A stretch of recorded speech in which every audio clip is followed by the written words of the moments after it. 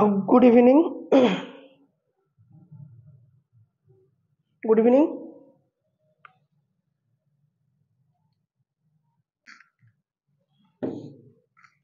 Good evening, everyone. আমি current এফেয়াৰ্স পঢ়িব লৈছো কাৰেন্ট এফেয়াৰ্স স্টাৰ্ট কৰিছো ওকে লেটস স্টাৰ্ট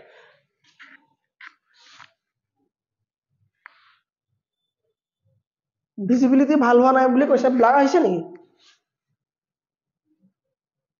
ঠিক আছে না নাই তো ঠিকই আছে তোমাৰ নেট 144 দিলে কোন হ'ব যদি কিবা দিগদাৰ হয় কাবা এই নাম্বাৰটো ফোন কৰিলে মোক পাবা সো আজি আমি স্টাৰ্ট কৰিম বাংলাদেশৰ পৰা কিয় আৰম্ভ কৰিব লোৱা হৈছে বাংলাদেশ এই কেদিন নিউজত আছে নিউজৰ কাৰণটো হৈছে বাংলাদেশত এই কেদিনতে নিৰ্বাচন অনুষ্ঠিত হৈ গৈছে 7 জানুৱাৰী তাৰিখে 7 জানুৱাৰী 2024 তাৰিখে কি হৈছে বাংলাদেশত ইলেকশন হৈ গৈছে আৰু এই ইলেকশনত শেখ হাসিনাৰ পাৰ্টি যেটো দা পাৰ্টিটোৰ নাম কি দা আৱামী লীগ পাৰ্টি আৱামী লীগ পাৰ্টিয়ে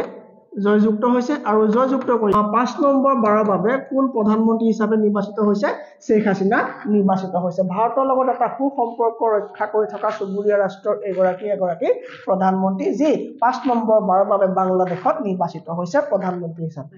সাধাৰণ কথা কিন্তু ইয়াত আমেৰিকাকে প্ৰমুখ্য কৰি কেবাখনো ৰাষ্ট্ৰৰ ক'ব খোজে যে বাংলাদেশৰ এই নিৰ্বাচন বৰ এটা নিকা হোৱা নাছিলে তাৰ কাৰণটো কি হে বুলি কোৱাৰ কাৰণটো হ'ল যে বাংলাদেশৰ আমি অলপ হিষ্ট্ৰী চাব লাগিব কি ধৰণৰ হিষ্ট্ৰী বাংলাদেশক পূৰ্বতে পূৰ্ববংগ বুলি কোৱা হৈছিল আৰু লগত ইষ্ট পাকিস্তান বুলি কোৱা হৈছিল কাৰণ এটা পাকিস্তানৰ ভাগ বুলি কোৱা হৈছিল ঠিক আছে পাকিস্তানক যেহেতু ভাৰতৰ পুত্ৰ বুলি কোৱা হয় আৰু তেন্তে বাংলাদেশটো পাকিস্তানৰ এটা ভাগে হৈ যাব সো বাংলাদেশৰ গাতে পাকিস্তানৰ কিছুমান নিয়ম আছিল বাংলাদেশৰ গাতে পাকিস্তানৰ কিছুমান গুণ আছিল তো কি ধৰণৰ পাকিস্তানৰ গুণ আছিল পাকিস্তানৰ গুণ কেইটামান আছিল যে পাকিস্তানত যেতিয়া ইলেকশন হয় সেই ইলেকশনৰ দুমাহ মান আগতে তাত চৰকাৰত থকা প্ৰধানমন্ত্ৰীয়ে কি কৰিব লাগিব চাকৰিৰ পৰা অৱসৰ ল'ব লাগিব তাৰমানে তেওঁ ৰিজাইন দিব লাগিব তাৰমানে তেওঁ প্ৰাইম মিনিষ্টাৰ পোষ্টৰ পৰা আঁতৰিব লাগিব আঁতৰি পেলাই এজন কেয়াৰটেকাৰ প্ৰাইম মিনিষ্টাৰ ৰাখিব লাগিব তাৰ কাৰণটো হ'ল যাতে সকলো পাৰ্টিয়ে নিৰ্বাচনৰ ক্ষেত্ৰত সমান সুবিধা পায় কাকো যাতে মাহিয়া চকুৰে চোৱা নাযায় সেই কাৰণে কি কৰে প্ৰাইম মিনিষ্টাৰ নিজে আঁতৰি পেলাই এজন কেয়াৰটেকাৰ প্ৰাইম মিনিষ্টাৰ দি দিয়ে তেওঁলোকৰ এটা সংবিধান আছে সো এতিয়া কি হয় এতিয়া প্ৰাইম মিনিষ্টাৰ কোন হয় বুলি ক'লে পাকিস্তানৰ প্ৰাইম মিনিষ্টাৰ কোন হয় বুলি ক'লে পাকিস্তানৰ এতিয়া প্ৰাইম মিনিষ্টাৰ কোন হ'ব কেয়াৰটেকাৰ প্ৰাইম মিনিষ্টাৰ হ'ব এমডি হক কাকাৰ ঠিক আছে এমডি হক কাকাৰ বুলি এজন এতিয়া কি হ'ব এটা কেয়াৰটেকাৰ প্ৰাইম মিনিষ্টাৰ হয় পাকিস্তানৰ এটা পাকিস্তানৰ সংবিধান লিখা আছে সো এই বাংলাদেশৰ সংবিধানত এই বিষয়ে কোনো উল্লেখ নাই কিন্তু বাংলাদেশৰ এই আৱামী লীগ পাৰ্টি বিপৰীত যিখিনি পাৰ্টি আছিল বিৰুদ্ধে যিকেইটা অপজিশন পাৰ্টি আছিল সেই অপজিশন পাৰ্টি কেইটাই ডিমান্ড কৰিছিল যে 2024 চনৰ নিৰ্বাচন হোৱাৰ আগে এই শেখ হাসিনাই প্ৰধানমন্ত্ৰী পদটো এৰিব লাগে আৰু এৰি পেলাই এটা ইন্টাৰিম গভৰ্ণমেন্ট কৰি পেলাই এজন কেয়াৰটেকাৰ প্ৰাইম মিনিষ্টাৰ দি পেলাই ইলেকশনটো পাতিব লাগে ঠিক আছে কিন্তু শেখ হাসিনাই ক'লে যে আমাৰ সংবিধানটো এই বিষয়ে কোনো উল্লেখ নাই সেই কাৰণে মই এটো কাম নকৰো মই প্ৰাইম মিনিষ্টাৰ থাকোতে ইলেকশন হ'ব সেই বুলি কোৱাৰ কাৰণে বহুতো অপজিশন পাৰ্টিয়ে ভোট নিদিলে সো ভোট নিদিয়াৰ কাৰণে কি এটা কন্ট্ৰভাৰ্চিয়েল ভোট বুলি এটা নিউজ ওলাই আছে ঠিক আছে সো কন্ট্ৰভাৰ্চিয়েল কেলে হৈছে তেওঁ যেতিয়া কৈ দিলে যে মই কোনো এটা মই আঁতৰি নিদু মই থাকোতে পাৰ্টি হ'ব যেনেকৈ ভাৰতত হয় ভাৰতৰ প্ৰধানমন্ত্ৰী যেতিয়া নিৰ্বাচন হয় ভাৰতৰ প্ৰধানমন্ত্ৰী হিচাপে তেওঁ পদত থাকে থকাৰ পাছত যেতিয়া নিৰ্বাচন হয় নিৰ্বাচনৰ পিছত তেওঁ যদি জিকে আকৌ প্ৰধানমন্ত্ৰী কাৰ্য তেওঁ কন্টিনিউ কৰে যদি নহয় তেওঁ তাৰ পিছত ৰিজাইন দিব সেই পাৰ্টিটো বা সেই তেনেকুৱাকে বাংলাদেশত কৰিলে কিন্তু পাকিস্তানৰ মতে বাংলাদেশৰ বাকি অপজিশন পাৰ্টি বিলাকে পাকিস্তানৰ মতে কৰাটো বিচাৰিছিল ঠিক আছে নে কিন্তু তেওঁ নকৰাৰ কাৰণে বহুতখিনি কন্ট্ৰভাৰ্চিয়েল হ'ল আৰু সেই ভোটিংটো কি হ'ল মানে অপজিশনে ভোটটো বৰ্জন কৰিলে তেওঁলোকে বয়কট কৰিলে যে আমি ইলেকশনত পাৰ্টিসিপেট নকৰো সো তেওঁ অকলে ভোট দি পেলাই কোনো অপজিশন নোহোৱাৰ কাৰণে একেদিনাই নিৰ্বাচন একেদিনাই ৰিজাল্ট দি তেওঁ প্ৰধানমন্ত্ৰী হ'ল কিন্তু এই খবৰটো যেতিয়া মানে মিছা বুলি কৈছিলে যে বাংলাদেশৰ প্ৰধানমন্ত্ৰীয়ে এই নিৰ্বাচনটো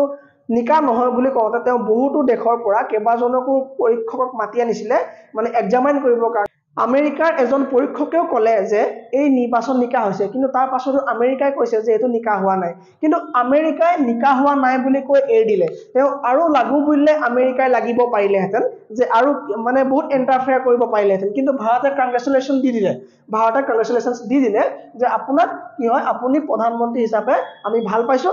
কাৰণ ভাল পাবই ভাৰতৰ পক্ষত থকা এগৰাকী মহিলা হয় নাই ভাল পাবই ঠিক আছে কিন্তু আমেৰিকাই এই মানে এই নিৰ্বাচনটো ফ্ৰী এণ্ড ফেয়াৰ নহয় বুলি কৈ ৰখি দিলে মানে যদি ইচ্ছা কৰিলেহেঁতেন আমেৰিকাই আৰু বহলাই টপিকটো ডাঙৰ কৰিব পাৰিলেহেঁতেন কিন্তু নকৰে কেলে গম পায়নে কাৰণ এওঁ কি হয় চাইনাৰ পক্ষত নাই যদি চাইনাৰ পক্ষত থাকিলেহেঁতেন তেতিয়া দিগদাৰ হ'লহেঁতেন এওঁ মানে আমেৰিকাই এটা কথাত ভালো পাইছে যে এওঁ চাইনাৰ পক্ষত নাই কাৰণ চাইনা আমেৰিকাও বেয়া পায় ভাৰতেও বেয়া পায় হয় নাই my enemy's enemy is my friend মোৰ শত্ৰু মোৰ বন্ধু my enemy's enemy is my friend international relation এইটো থাকিবই হয়নে সো এতিয়া কথাটো হ'ল যে এই পাকিস্তানৰ সেই গুণটো বাংলাদেশৰ পিএমএ এপ্লাই নকৰাৰ কাৰণে এই নিৰ্বাচনটো অকমান কন্ট্ৰভাৰ্চিয়েল বুলি কৈছিলে যদিও একো কোনো দৰকাৰ নাই আমাৰ মুঠৰ ওপৰত বাংলাদেশৰ 2024 চনৰ দা আৱামী লীগ পাৰ্টিয়ে নিৰ্বাচনত জয়যুক্ত কৰিছে আৰু শেখ হাছিনা 5 নম্বৰ বাৰৰ বাবে বাংলাদেশৰ প্ৰধানমন্ত্ৰী হৈছে আৰু পাকিস্তানৰ এতিয়া কেয়াৰটেকাৰ প্ৰাইম মিনিষ্টাৰ কোন হক কাকাৰ ঠিক আছে উল হক কাকাৰ হ'ব এতিয়া কি হয় প্ৰাইম মিনিষ্টাৰ কি prime minister caretaker prime minister permanent prime minister নহয় সো আজি আমাৰ নেক্সট এটো আমাৰ মেইন নিউজ পেপাৰত এপ্লাই কৰিছে মানে এটো দিছে নিউজটো যে Bangladesh elections 2024 highlights PM Sheikh Hasina re-elected for 5th term in office কিছুমান নিউজ পেপাৰ 4th টাইম বুলি থাকিব কিন্তু 5th টার্মটো কি হয় শুদ্ধ নিউজ হয় ঠিক আছে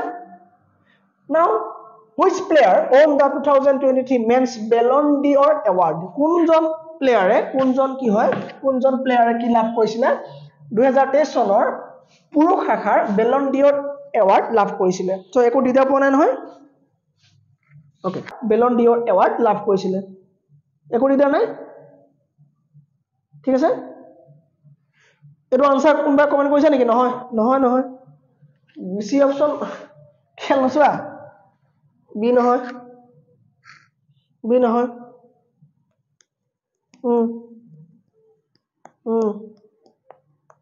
হৈছে সো কি হ'ব আনসাৰ লিওনেল মেসি হ'ব ইয়াৰ শুদ্ধ আনসাৰ মেসি শুদ্ধ আনসাৰ এই মেসিয়ে কেইবাৰ জিকিছিলে এই এৱাৰ্ডটো 8 বাৰ তেওঁ এই এৱাৰ্ডটো জিকিছে ঠিক আছে ক্ৰিষ্টিয়ানো ৰনাল্ডোৱে এই এৱাৰ্ডটো 5 বাৰ জিকিছে ঠিক আছে এই বটা এই বেলন ডি যেটো মেন শাখাত বা ওমেনৰ শাখাত জতে নিদিয়ক এই বেলন ডি এৱাৰ্ডটো কৰ পৰা দিয়া হয় ফ্ৰেঞ্চৰ পৰা দিয়া হয় ফ্ৰেঞ্চ ফুটবল মেগাজিনৰ পৰা দিয়া হয় ফ্ৰেঞ্চ ফুটবল মেগাজিনৰ পৰা এই এৱাৰ্ডটো দিয়া হয় ঠিক আছে নে ফ্ৰেঞ্চ ফুটবল মেগাজিনৰ পৰা এই এৱাৰ্ডটো দিয়া হয় কেইবাৰ জিকিছে ৰনাল্ডোৱে 5 বাৰ জিকিছে আৰু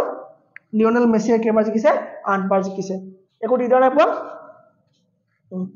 এটো কি হয় মেন মানে পুৰুষ শাখা এটো কোৱাছিলে পুৰুষৰ ক্ষেত্ৰত পাইছিলে কোনে লিওনেল মেছিয়ে পাইছিলে আৰু যদি মহিলাৰ কথা কোৱা হয় যদি মানে মহিলাৰ ক্ষেত্ৰত কোৱা হয় ফিমেলৰ ক্ষেত্ৰত কোৱা হলে ফিমেলৰ ক্ষেত্ৰত পাইছে কোনে এইটানা বনমাটিয়ে পাইছে তেওঁ কৰ হয় তেওঁ স্পেইনৰ হয় আৰু তেতিয়া কি বুলি কোৱা হ'ব বেলন ডি ফেমিনিন বুলি কোৱা হ'ব কি বুলি কোৱা হ'ব বেলন ডি অৰ ফেমিনিন বুলি কোৱা হ'ব তেতিয়া ঠিক আছে একো দিগদাৰ নাই নহয় ভিজিবিলিটি ফ্ৰেন্সৰ ফুটবল মেগাজিনৰ পৰা দিয়া হয় okay next question is that who recently inaugurated the Amrit Vatika and Amrit Mahotsav Memorial প্ৰশ্নটোৰ কোনবাই আনসাৰ দিবা নেকি মই কোৱাৰ আগত কোনবাই আনসাৰ দিবা নেকি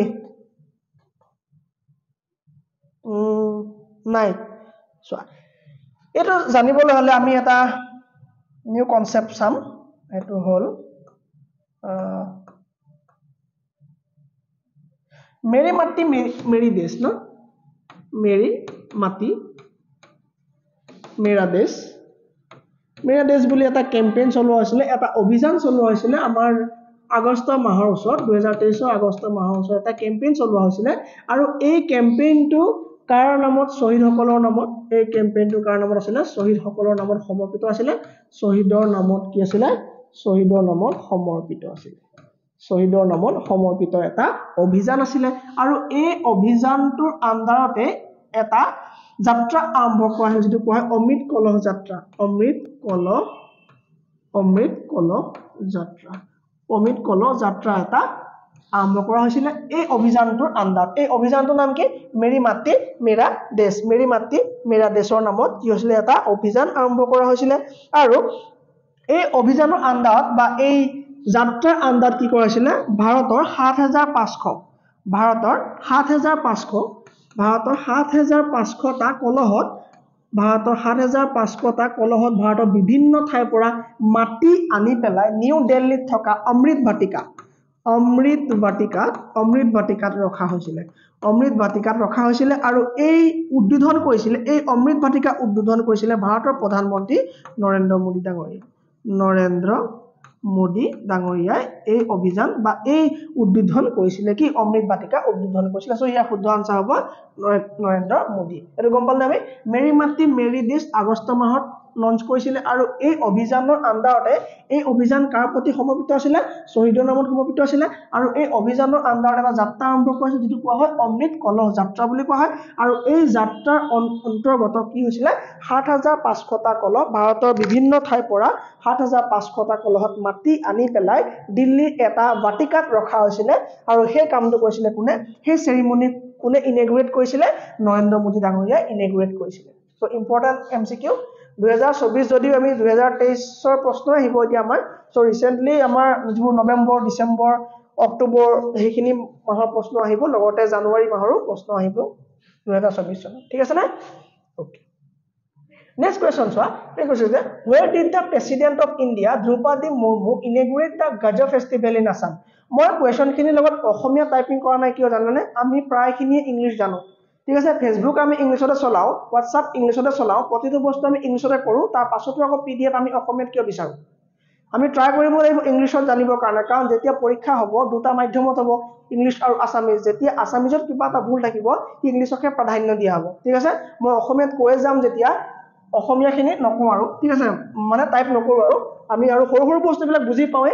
ঠিক আছে সো কৈছে যে where did the president এটোনো কি বুজিব লগা কথা আছে where কোড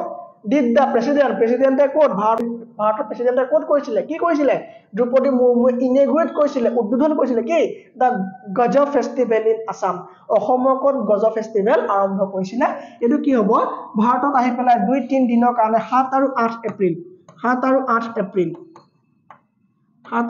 এপ্ৰিল 2023 চনত ভাৰতৰ ৰাষ্ট্ৰপতি আহিছিল কোলে জানানে কাজিৰঙা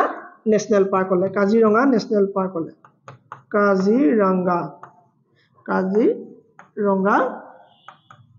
পাৰ্কলে কোন আহিছিল ভাৰতৰ ৰাষ্ট্ৰপতি আহিছিল আহি পেলাই কৈছিল তেওঁ ইনগ্ৰেট কৰিছিল কিনে কৈছিল গজা ফেষ্টিভেল কি হয় জানানে হাতী গজা ফেষ্টিভেল কাৰ লগত জড়িত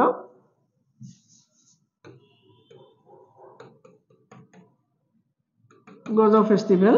2023 এপ্ৰিলৰ কিমান তাৰিখে আছিল 7 আৰু 8 এপ্ৰিলত কি হৈছিল আৰম্ভ কৰিছিল এটা দুদিনীয়া কাৰ্যসূচী আছিল কোন হৈছিল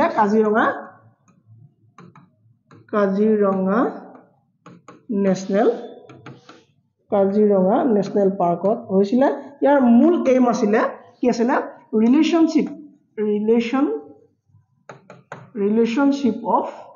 relationship of promote the relationship of human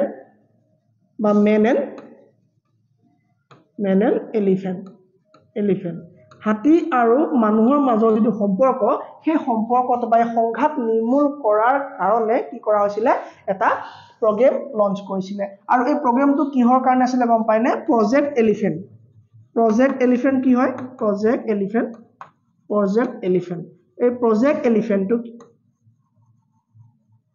লিখা আৰু কোৱা বৰ দিগদাৰি দেই প্ৰজেক্ট এলিফেন্ট কি আছিল আমাৰ ভাৰত চৰকাৰে 1992 ভিতৰত লঞ্চ কৰা এটা স্কিম আছিল এই স্কিমটো 30 বছৰ সফলতাৰে কমপ্লিট হোৱাৰ কাৰণে এটা প্ৰগ্ৰাম ৰাখিছিল যেটো প্ৰগ্ৰাম ভাৰতৰ ৰাষ্ট্ৰপতি আহি পেলাই কি কৰিছিল এটা প্ৰজেক্ট টাইগাৰ গজা ফেষ্টিভেল 2023 বুলি এটা প্ৰগ্ৰাম কৰি থৈ গৈছিল দুদিনীয়া কাম এটা কৰি থৈ গৈছিল ঠিক আছে সো এটা পৰীক্ষাত এটো কোনে ইনগ্ৰেট কৰিছিল বুলি নাহে ঠিক আছে যেতিয়া আমি এপিএসসি প্ৰিলিম দিব যাম এটো আমাৰ কোনে কৈছে বুলি নাহে ঠিক আছে কিয় দিতা পাইছা নেকি ওকে এটো কোনে কৈছিল বলে না এটো কি হ'ব না কোনটো মিনিষ্ট্ৰি আন্ডাৰত কৰা হৈছিল কোনটো মিনিষ্ট্ৰি আন্ডাৰত কৰা হৈছিল কোনটো মিনিষ্ট্ৰি আন্ডাৰত কৰা হৈছিল আমি কি লিখিম জানো মানে দা ইউনিয়ন মিনিষ্ট্ৰি কি ministry the union ministry the union ministry the union ministry the union ministry of environment and forest the union ministry of environment and forest পৰা হৈছিল হ'ব না কিবা দিয়া আছে নেকি the union ministry of environment and forest Kaziranga national park এই Kaziranga national park ক'ত আছে কাজিৰঙা ন্যাশনাল পাৰ্ক ক'ত আছে আমাৰ সৰু সৰু প্ৰশ্ন কি হ'ব পাৰ্টলি ক'ত আছে পাৰ্টলি আছে গোলাঘাট ডিস্ট্ৰিক্টত আৰু পাৰ্টলি ক'ত আছে নগাঁও ডিস্ট্ৰিক্টত পবিতৰা ক'ত আছে ক'ত গ'ল ওকে পবিতৰা ক'ত আছে পবিতৰা আছে মৰিগাঁও পবিতৰা ক'ত আছে মৰিগাঁৱত আছে মৰিগাঁও ডিস্ট্ৰিক্ট পবিতৰা আছে মৰিগাঁও ডিস্ট্ৰিক্টত আছে আৰু মানস ক'ত আছে চিৰাং আৰু বাক্সাত আছে মানস ক'ত আছে চিৰাং আৰু বাক্সাত আছে চিৰাং আৰু ক'ত আছে বাক্সাত আছে চিৰাং আৰু বাক্সাত আছে আৰু ৰায়মনা ন্যাশনাল পাৰ্ক ক'ত আছে ৰায়মনা আছে কোকৰাঝাৰ ঠিক আছে এতিয়া কোকৰাঝাৰ বুলি মন পৰিলে যে বৰাক ভেলীত কেইখন জিলা আছে বৰাক ভেলীত তিনিখন জিলা আছে কি আছিল करीम कचार में है ना करीम कचार में है तमने कि करीम कचार में है शॉर्ट टिक होल करीम कचार में है माने हाइला कांदी और करीम माने करीमगंज ठीक है ना सो नेशनल पार्क खिनि आमी साब লাগিব वर्ल्ड हेरिटेज साइटत केতিয়া অন্তৰ্ভুক্ত কৰাছিল বাৰু কাজিৰঙা ন্যাশনাল পাৰ্কক वर्ल्ड हेरिटेज साइटत কেতিয়া অন্তৰ্ভুক্ত কৰাছিল গম পানে আমি 1985 হয়নে 1985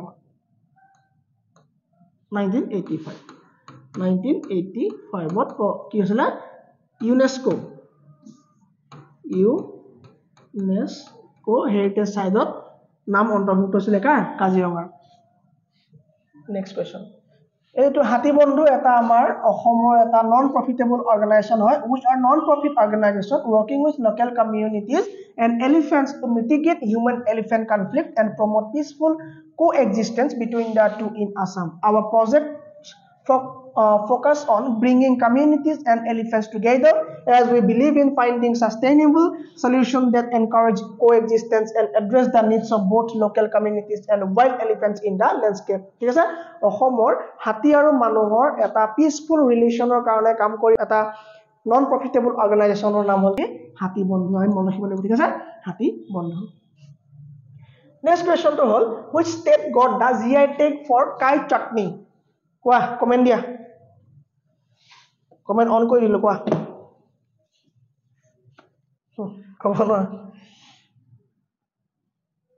Which state got the GI tag for kai chutney কোৱা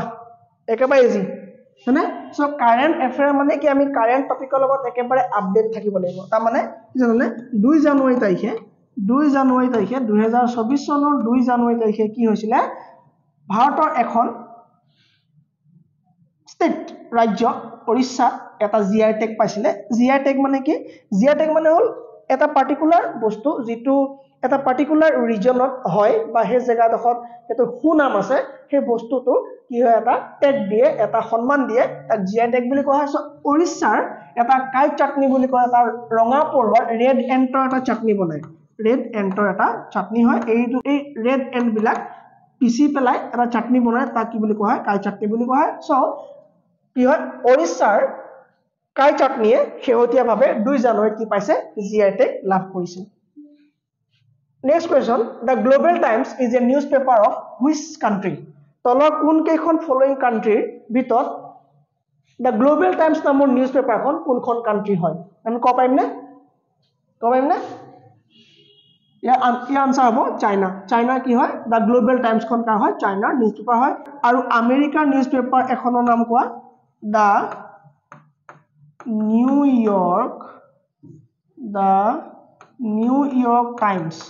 নিউয়ৰ্ক টাইমছ আৰু এখন ক'ব পাৰা ৱাশ্বিংটন পোষ্ট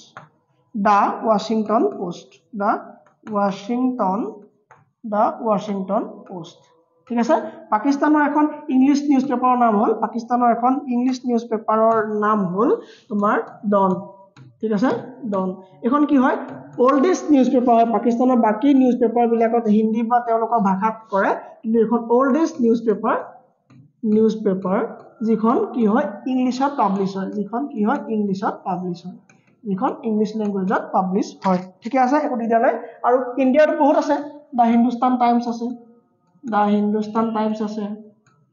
হিন্দুস্তান টাইমছ দৈনিক ভাস্কৰ হয়নে বহুতখিনি নিউজ পেপাৰ আছে ইণ্ডিয়াৰ আছে